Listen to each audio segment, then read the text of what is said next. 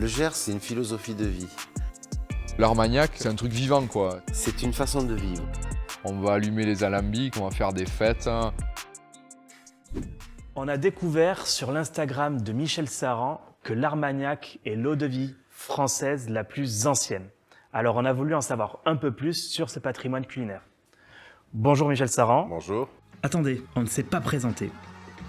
En Immersion est une agence créatrice de voyages culturels fondée en 2020. Concrètement, on crée des micro-immersions de quelques jours pour vous faire voyager dans nos terroirs et partager le quotidien de ceux qui les défendent.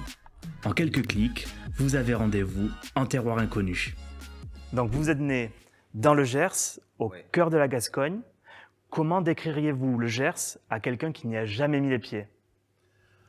Le Gers, c'est une philosophie de vie.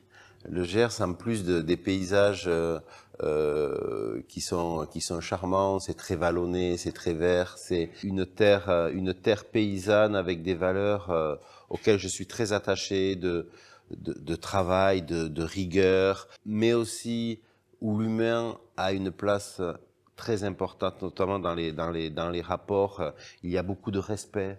Voilà, ce sont des hommes et des femmes qui sont tous très attachants. Alors comme tous les Gersois, vous êtes tombé dans l'alambic durant l'enfance. Que représente pour vous l'Armagnac ? C'est une façon de vivre, l'Armagnac. Et derrière, ce sont des hommes. Quand je disais que ce sont des petites exploitations, c'est presque un peu dommage parce que je trouve que l'Armagnac aurait dû et mériterait d'avoir un écho plus fort qu'il n'a. Quand on voit son voisin presque arrogant qu'est le cognac. Mais c'est une eau de vie et c'est une boisson derrière laquelle il y a des mains rugueuses, il y a du travail, il y a de la générosité et il y a cette envie de faire partager tout ça, toutes les caractéristiques de l'Armagnac correspondent aux viticulteurs qui sont derrière. Et est-ce que vous avez une recette iconique, emblématique avec de l'Armagnac ? Non, mais moi je pense forcément, et ce que j'essaie d'ailleurs en ce moment à la carte, c'est une proposition que je fais dans les desserts, je pense toujours à ma mère qui était la grande spécialiste de la croustade de Gascogne et que l'on flambait à l'Armagnac. Et donc en salle aujourd'hui on fait cette croustade que j'ai un peu travaillée à ma façon pour lui rendre hommage, c'est un hommage à Pierrette. Et on le flambe en salle. Cette flamme qui vient lécher la pâtisserie en la parfumant, c'est tout un programme et ça correspond vraiment à mon enfance. Bon, vous m'avez mis l'eau à la bouche. Maintenant, j'ai vraiment envie d'aller rencontrer les femmes et les hommes qui donnent vie à l'Armagnac. C'est parti. Je viens d'arriver dans le Gers, alors je passe derrière la caméra, j'embarque mon papa et on part rencontrer Jérôme Delors. Au programme, 3 jours de micro-immersion pour apprendre à fabriquer l'Armagnac au cœur de la Gascogne. Je m'appelle Jérôme Delors et si je suis là, c'est parce qu'un jour, mon arrière-grand-père, qui s'appelait Prosper Delors, il était distillateur ambulant. Et c'est sûrement le premier de la famille qui est tombé amoureux de l'Armagnac. Donc notre famille est spécialisée dans l'Armagnac. On part de la vigne jusqu'à la mise en marché. J'aime bien dire que l'Armagnac, c'est la plus vieille eau de vie de France. C'est aussi une région, c'est aussi des hommes, plein de paramètres qui font que l'Armagnac est c'est un truc vivant, quoi. Ça a évolué, il n'y en a pas un pareil, quoi. Chaque étape, on marque pas son territoire, mais on marque le produit et l'étape d'après le fait évoluer plus ou moins en fonction de ce qu'on veut. Et la première étape, c'est le travail de la vigne. Car pour produire un bon Armagnac, il faut des bons raisins. Puis si tout va bien, on suit la floraison, la naissance de la grappe et petit à petit on s'avance vers la vendange. Ça paraît simple. C'est très compliqué. Les vendanges sont à peine terminées, le fruit est encore frais, on suit les tracteurs et on part à la vinification. Ça part en presse et on va presser calmement pour faire le meilleur jus possible. Et après, donc, ça part en fermentation et on essaie de faire des fermentations assez rapides pour avoir des vins qui ont du volume.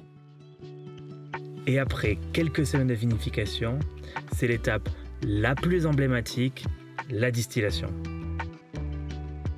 L'idée de la distillation, c'est de faire bouillir le vin pour concentrer les arômes. L'alcool s'évaporant plus vite que l'eau, c'est le principe. On a un alambic qui s'appelle alambic armagnaçais, qui est un alambic continu, c'est-à-dire il fonctionne 24 heures sur 24, 7 sur 7. C'est le truc magique de l'Armagnac. Tout le monde est excité, on va allumer les alambics au bois ou au gaz, on va faire des fêtes. Voilà, on déguste l'Armagnac qui est blanc, qui coule à la sortie de l'alambic, et là on se dit ouais, j'ai bien bossé, j'ai mal bossé, on déguste le millésime, c'est magique. Ensuite, c'est une question de temps. Donc une fois que les eaux de vie sont produites, après c'est logé en fût, en fût de chêne français. On appelle ça souvent des pièces, ça fait 400-450 litres. Et c'est au contact du fût que l'Armagnac va se colorer, prendre certains arômes et s'évaporer. Pour mettre en bouteille, l'Armagnac, il doit avoir 15 mois de fût minimum. On peut le mettre en bouteille et l'appeler Armagnac. Mais après, on peut avoir des Armagnacs qui ont 2 ans, qui ont 10 ans, qui ont 40 ans, 50 ans. Alors, l'Armagnac vieillit en fût et puis à un moment donné, il n'a plus d'intérêt d'être sous bois parce qu'il est à l'apogée, parce qu'il n'y en a pas assez pour qu'il soit dans le fût, et donc on décide de le sortir du fût. Et donc quand on le sort du fût, on le stocke dans des bouteilles, on appelle ça des bonbonnes en Gascogne, ou des dames Jeanne. Et on le stocke dans une pièce qui s'appelle le paradis. Peut-être parce qu'en fait c'est là où il y a les plus vieilles eaux de vie, le paradis. Enfin, dernière étape, l'Armagnac sort des fûts, c'est la mise en bouteille. Dans notre famille, historiquement, on utilise de la cire à cacheter, c'est-à-dire que toutes nos bouteilles reçoivent le tampon, le logo Armagnac de l'Or, qui est à cheval sur l'étiquette et sur la bouteille. Bon, c'est le moment que l'on attendait le plus, la dégustation. Et on commence par un millésime 1990 et un brut de fût. Un Armagnac brut de fût, c'est un Armagnac, donc on a sélectionné ce millésime 1990, donc en brut de fût, parce qu'on trouvait que c'était vraiment que ce millésime-là, sans réduire le degré, avait des arômes assez complexes. Donc des arômes complexes, ça veut dire qu'il va vraiment changer au cours de la dégustation et qu'on aura beaucoup d'arômes différents. Après quelques verres, il est temps de retourner chez Florence et Patrick, là où on loge, pour cette micro-immersion. En plus, ce soir, Florence nous a préparé un gueuleton gascon. Au menu, foie gras du Gers, trou gascon, magret de canard, légumes du potager et baba à l'Armagnac. Bon, sans oublier les bonnes quilles de côte de Gascogne que Patrick a choisi pour sublimer ce gueuleton. Ça y est, c'est la fin de cette micro-immersion. C'était fou, on a rencontré des habitants dévoués à leur terroir qui perpétuent un savoir-faire unique, celui de la fabrication de la plus ancienne eau-de-vie française. Alors si vous aussi vous voulez partir dans le Gers et apprendre à fabriquer l'Armagnac, rendez-vous sur enimmersion.com.